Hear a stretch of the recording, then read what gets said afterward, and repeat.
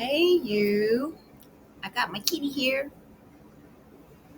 He wanted to come sit with me while I make this recording. So he will be in the recording. I have three cats and they're attention hogs. They have to have attention. Okay, we are today, it is September 11th, and we are on day 255. And we're still in week 37. And I'm going to go ahead.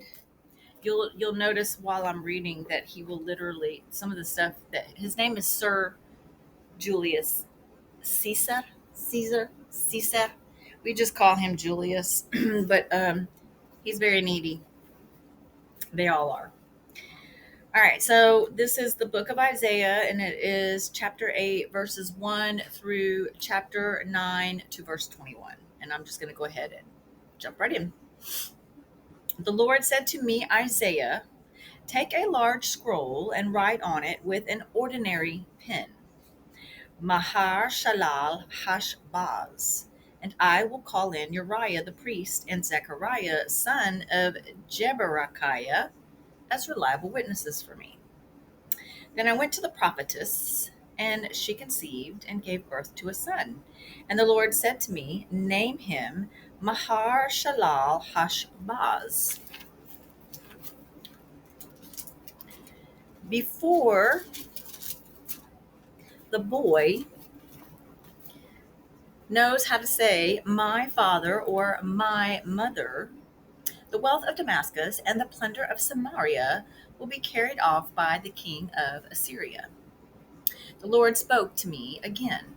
Because this people has rejected the gently flowing waters of Shiloah and the rejoices over Rezin and the son of Remelah, therefore the Lord is about to bring against them the mighty floodwaters of the river, the king of Assyria with all his pomp.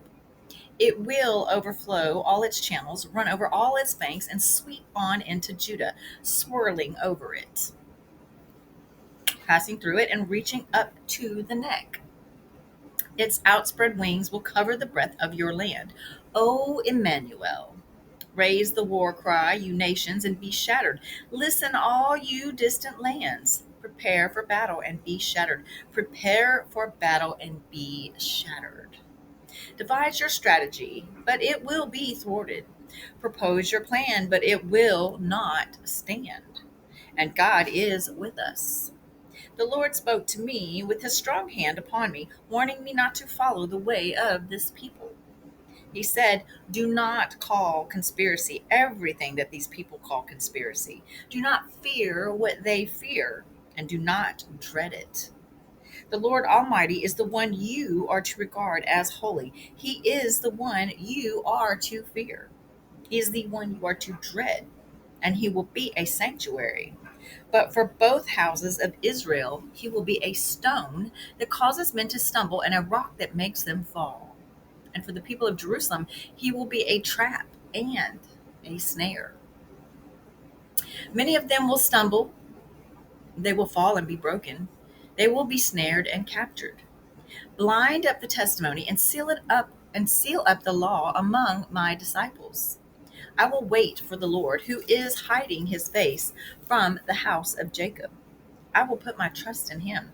Here am I and the children the Lord has given me. We are signs and symbols in Israel from the Lord Almighty who dwells on Mount Zion.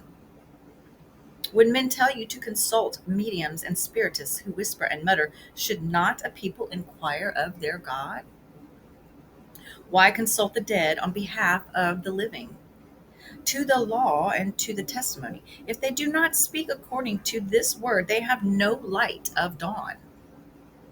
Distressed and hungry, they will roam through the land. When they are famished, they will become enraged, and looking upward will curse their king and their God. Then they will look toward the earth and see only distress and darkness and fearful gloom, and they will be thrust into utter darkness. Nevertheless, there will be no more gloom for those who were in distress. In the past, he humbled the land of Zebulun and the land of Naphtali. But in the future, he will honor Galilee of the Gentiles by the way of the sea along the Jordan. The people walking in darkness have seen a great light. On those living in the land of the shadow of death, a light has dawned. You have enlarged the nation and increased their joy.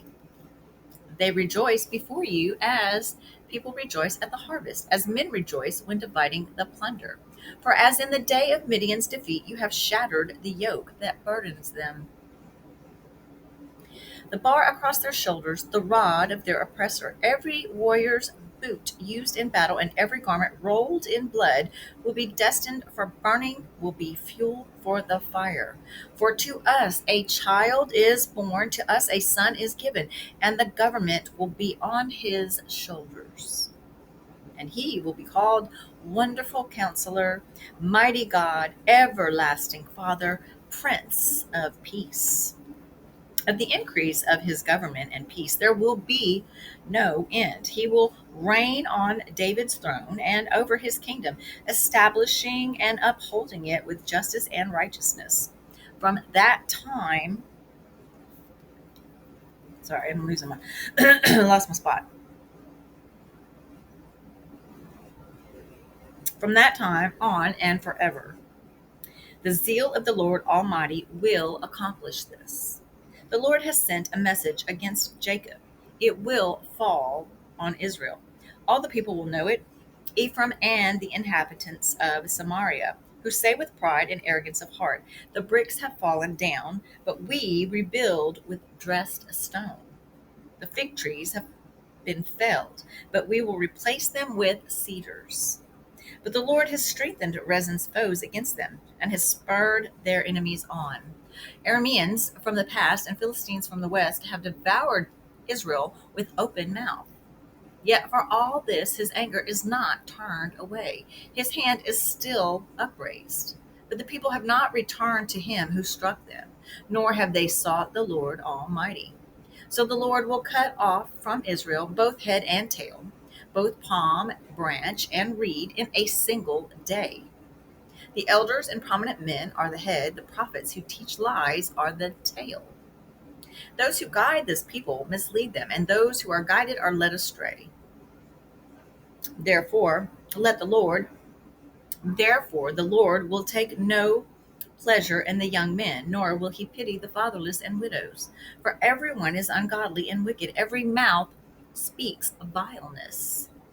Yet for all this, his anger is not turned away, his hand is still upraised. Surely wickedness burns like a fire, it consumes briars and thorns, it sets the forest thickets ablaze, so that it rolls upward in a column of smoke. By the wrath of the Lord Almighty, the land will be scorched, and the people will be fuel for the fire.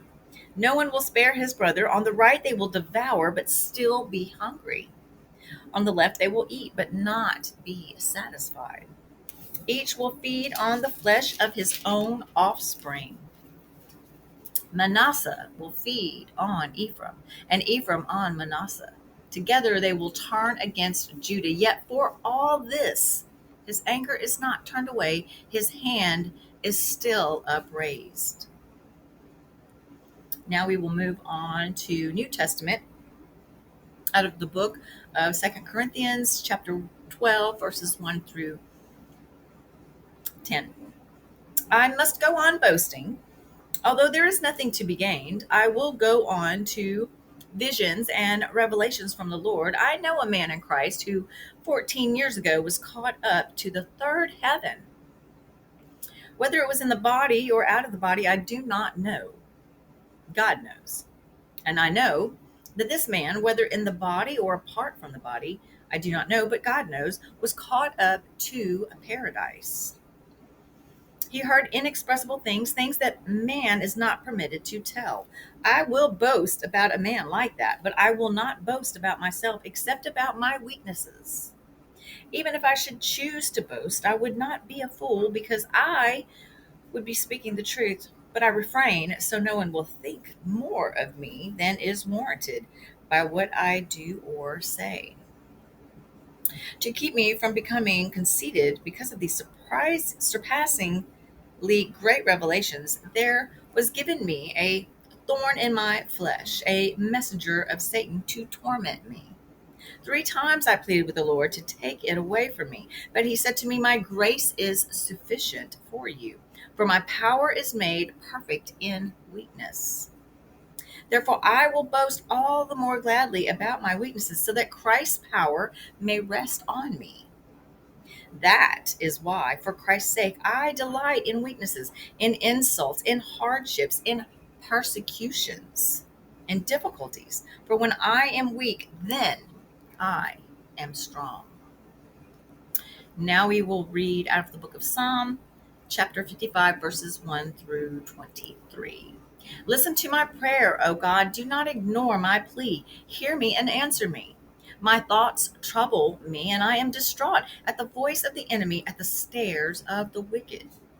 For they bring down suffering upon me and revel me in their anger. My heart is in anguish within me. The terrors of death assail me. Fear and trembling have beset me. Horror has overwhelmed me. I said, "Oh, that I had the wings of a dove. I would fly away and be at rest. I would flee far away and stay in the desert. I would hurry to my place of shelter, far from the tempest of the storm." Confuse the wicked, O Lord, confound their speech, for I see violence and strife in the city.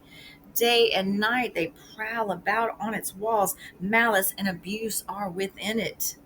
Destructive forces are at work in the city. Threats and lies never leave its streets. If an enemy were insulting me, I could endure it. If a foe were raising himself against me, I could hide from him. But it is like but it is you, a man like myself, my companion, my close friend, with whom I once enjoyed sweet fellowship, as we walked with the throng at the house of God. Let death take my enemies by surprise. Let them go down alive to the grave, for evil finds lodging among them. But I call to God, and the Lord saves me. Every morning and noon I cry out in distress, and he hears my voice. He ransoms me unharmed from the battle waged against me, even though many oppose me. God, who is enthroned forever, will hear them and afflict them. Men who never change their ways and have no fear of God. My companion attacks his friends. He violates his covenant. His speech is as smooth as butter, yet war is in his heart. His words are more soothing than oil, yet they are drawn swords. Cast your cares on the Lord, and he will sustain you. He will never let the righteous fall. But you, O God, will bring down the wicked into the pit of corruption. Bloodthirsty and deceitful men will not live out half their days. But as for me, I trust in you. And last but not least, we have the book of Proverbs, chapter 23, verses 4 and 5. Do not wear yourself out to get rich. Have the wisdom to show restraint. Cast but a glance at the riches, and they are gone, for they will surely sprout wings and fly off to the sky like an eagle. Okay, guys, that concludes the reading for today. That last little Proverbs was really good. I enjoyed that about